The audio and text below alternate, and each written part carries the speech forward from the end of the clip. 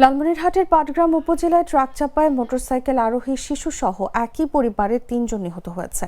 মঙ্গলবার সকাল 9:30টার দিকে উপজেলার মির্জারকোট মডেল মসজিদ সংলগ্ন মহাসড়কে এই দুর্ঘটনা ঘটে। এই ঘটনায় গুরুতর আহত হয়েছে তাদের আরেক শিশুকন্যা।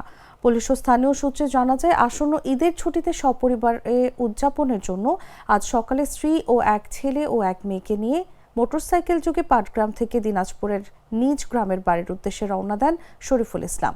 তাদের বহনকারী মোটরসাইকেলটি মির্জারকোট মডেল মসজিদ এলাকায় পৌঁছালে বিপরীত দিক থেকে আসা বেপরোয়া গতির একটি ট্রাক তাদের সজোরে ধাক্কা দেয়। এতে ঘটনাস্থলেই শরীফুল ইসলাম, তার স্ত্রী এবং শিশু পুত্রের মৃত্যু হয়। এ সময় গুরুতর আহত অবস্থায় তাদের মেয়েকে স্থানীয়রা উদ্ধার করে রংপুর মেডিকেল কলেজ হাসপাতালে উন্নত চিকিৎসার জন্য প্রেরণ করেন। বর্তমানে সেখানে তার চিকিৎসা চলছে। দুর্ঘটনার সত্যতা নিশ্চিত করে পাটগ্রাম থানার ভারপ্রাপ্ত কর্মকর্তা মোহাম্মদ নাজমুল হক জানান, তাৎক্ষণিকভাবে হতাহতদের বিস্তারিত নাম, পরিচয় ও তথ্য সংগ্রহের কাজ চলছে। এ বিষয়ে পরবর্তী আইনি ব্যবস্থা প্রক্রিয়াধীন। বিকাশ পেমেন্টে 10,000 টাকার বেশি অফার। শপিং চলছে তো।